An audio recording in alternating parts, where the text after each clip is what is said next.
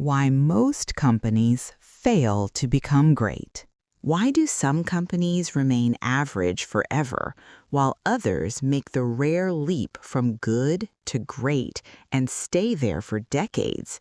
Not for a year, not for a trend, not for a lucky moment, but through recessions, through leadership changes, through shifting markets. Jim Collins wanted to understand this mystery, so he and his research team studied thousands of companies across multiple industries. After years of analysis, they found something shocking. Only 11 companies made the leap from good to great and sustained exceptional performance for 15 years or more. And here's the surprising part. They didn't rely on charismatic celebrity CEOs, revolutionary breakthrough technology, or perfect timing or luck. In fact, many started with disadvantages. What separated them was not brilliance, but discipline. Disciplined people, disciplined thought, disciplined action. This book delivers a powerful truth. Greatness is not a matter of luck, it's a matter of discipline. And the most important part, these principles are not reserved for giants. They can be learned, they can be applied, and they can transform any organization or life from good to great. Good is the enemy of great. The greatest enemy of greatness is not failure, it's comfort. Most companies don't fail, they survive. They make decent profits, they grow at an acceptable pace, they keep shareholders satisfied. And that's exactly the problem. Jim Collins calls this the good to great paradox. When things are good enough, there's no urgency to improve, no pressure to rethink, no hunger to change. Comfort creates complacency. People stop asking hard questions. Leaders stop pushing boundaries. Organizations choose safety over ambition. But great companies think differently. They reject mediocrity, even when it's profitable. They refuse to settle, even when success is comfortable. They ask a dangerous question. Why not be the best in the world? Average feels safe. Greatness feels uncomfortable, and that discomfort is the price of excellence. Level 5 leadership, humility plus will. Here's the most surprising discovery Jim Collins made in his entire research. Great companies were not led by charismatic celebrities. They weren't run by loud visionaries, media stars, or ego-driven heroes. They were led by something far rarer. Level 5 leaders. Leaders who combine two opposite traits: extreme personal humility and fierce professional will. On the surface, they appear ordinary. They don't seek the spotlight, they don't promote themselves, they don't dominate the room. But underneath that quiet exterior is an iron determination. When things go wrong, they look in the mirror. When things go right, they point out the window. They take responsibility for failure and give credit for success. Their ambition is enormous, but it's not about personal power. It's about building something that lasts beyond them. Level 5 leaders don't shout, they don't posture, they don't perform. They show up, they endure, they execute relentlessly. Quiet, humble, unshakable. That's what real leadership looks like. First who, then what? Great companies don't begin with bold strategies. They begin with the right people. Jim Collins uncovered a principle that sounds simple but changes everything. First who, then what? Before vision, before goals, before direction, get the right people on the bus. Not because they have perfect resumes, but because they have the right character. Then get the wrong people off. Not slowly, not politely, but decisively. Only after that do you decide where the bus should go. Why? Because strategy will change, markets will shift, technology will evolve, but the right people adapt. They don't need to be motivated. They don't need to be managed. They don't need to be convinced. They take responsibility.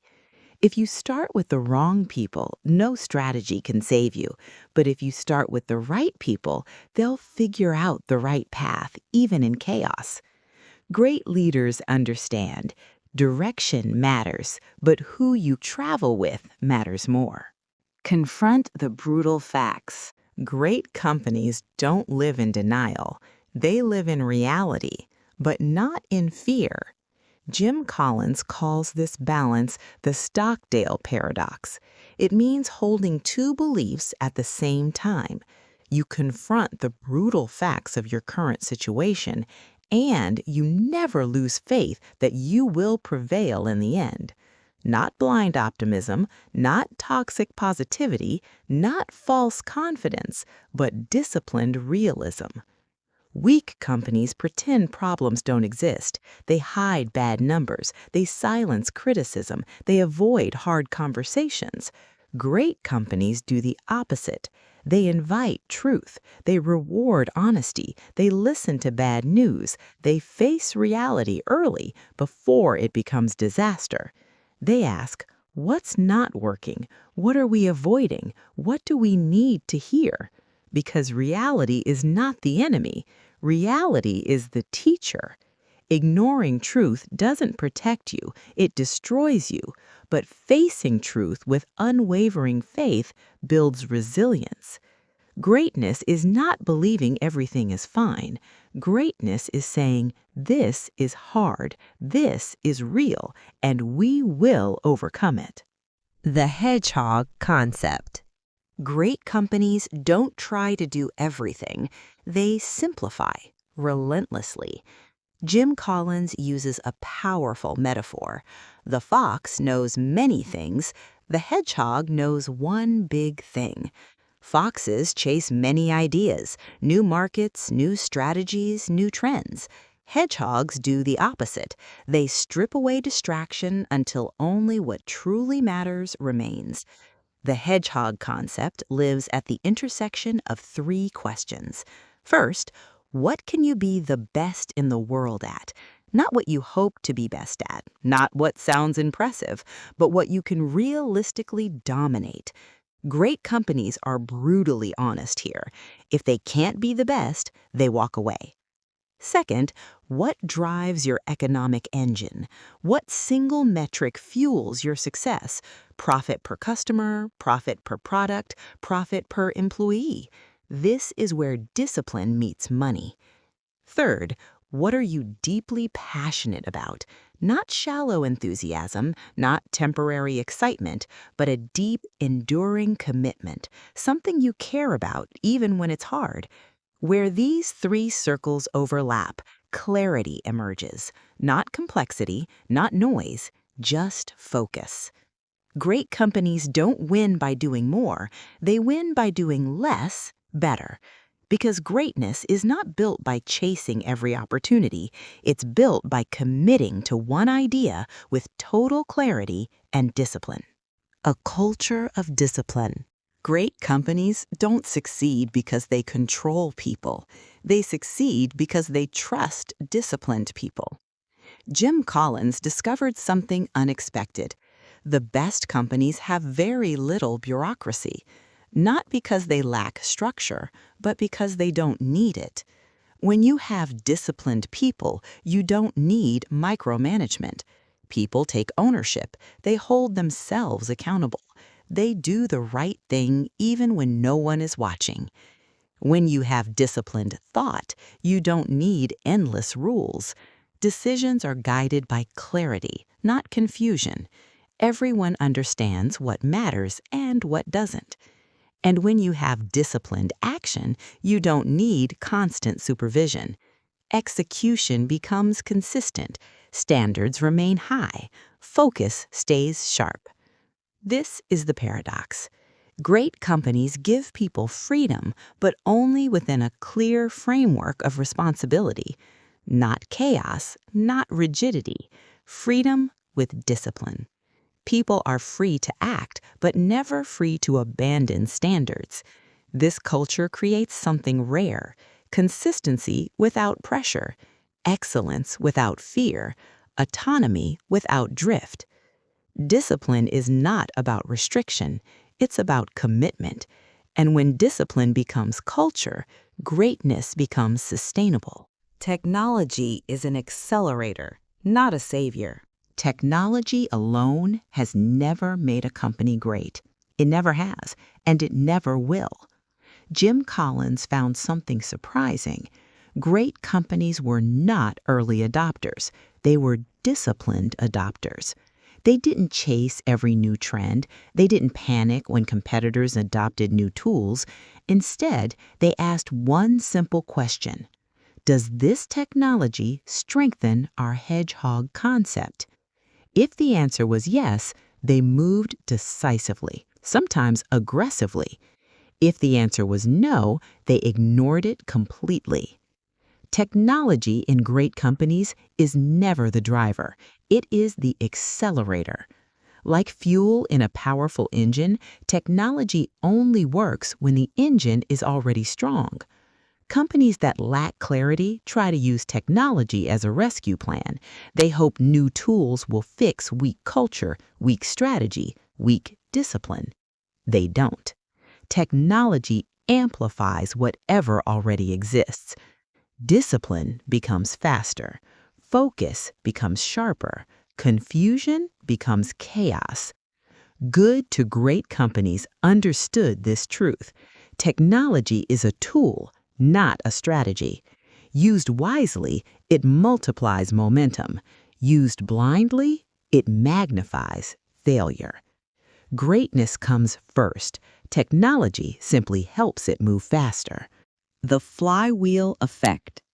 Greatness is not a lightning strike. It's a flywheel. At first, it barely moves. You push, and nothing seems to happen. You push again, still nothing.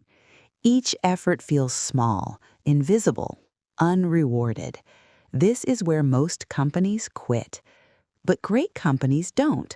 They keep pushing. Each disciplined action builds on the last, hiring the right people, facing brutal facts, staying focused on the hedgehog concept, acting with discipline, using technology wisely. No single decision changes everything. Instead, small wins begin to stack. Slowly, the flywheel starts to turn. Momentum builds, quietly. Competitors don't notice, media doesn't notice, even employees may not notice, until one day, the flywheel is spinning fast, growth accelerates, results compound. What once felt impossible now feels inevitable. Outsiders call it overnight success, but insiders know the truth. It was never overnight. It was years of consistent, disciplined effort finally paying off. Greatness isn't dramatic. It's relentless. Why comparisons matter. Jim Collins didn't study great companies in isolation. He compared them side by side with companies that looked just as promising, but failed. Same industry, same market conditions, same access to capital, same opportunities. Yet over time, their paths separated. One group achieved extraordinary results year after year. The other faded into mediocrity or disappeared entirely. The difference wasn't luck. It wasn't timing. It wasn't talent alone. It was decisions, small choices repeated daily. Who to hire, what standards to accept, which truths to face, when to stay disciplined, when to say no. Great companies chose discipline when others chose comfort. They chose long-term greatness over short-term relief. This proves a powerful idea. Greatness is not determined by environment. It's determined by choice. Every day, every hire, every standard you refuse to lower. Good to great is a lifestyle. Good to great is not a tactic. It's not a growth hack. It's not a one-time transformation. It's a way of operating every single day. Great companies don't look for shortcuts. They commit to fundamentals. They choose discipline over hype, truth over comfort, standards over excuses. They don't obsess over quick wins. They obsess over doing the right things again and again, even when no one is watching. There are no dramatic pivots, no viral moments, no overnight miracles, just consistent behavior, consistent thinking, consistent action. Greatness becomes a habit, and over time, that habit compounds into something rare, enduring excellence. Great companies don't chase greatness. They build it quietly, relentlessly, daily. Final message plus call to action. Jim Collins leaves us with a simple truth, one that's uncomfortable and powerful. You don't need charisma to be great. You don't need luck. You don't need perfect timing. You need discipline.